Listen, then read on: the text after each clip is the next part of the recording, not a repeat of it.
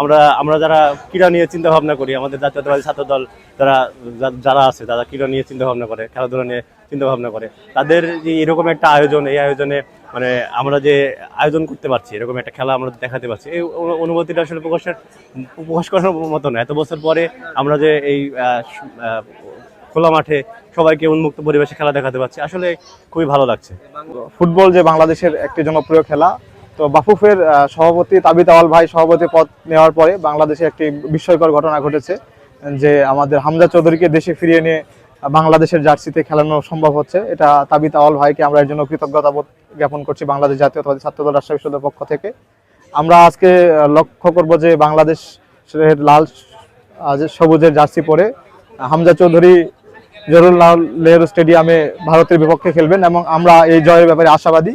এবং রাজশাহী বিশ্ববিদ্যালয়ের সকল শিক্ষার্থীকে আমরা ধন্যবাদ জ্ঞাপন করছি, তারা আমাদের এই খেলার প্রদর্শনী মাঠে এসে উপস্থিত হয়েছেন। আমি বিশ্ববিদ্যালয় প্রশাসনকেও ধন্যবাদ দিচ্ছি, বাংলাদেশ জাতীয়তাবাদী ছাত্র দল, রাজশাহী বিশ্ববিদ্যালয় এবং কেন্দ্রীয় সংসদকেও আমি আমার পক্ষ থেকে ধন্যবাদ জ্ঞাপন করছি। ধন্যবাদ।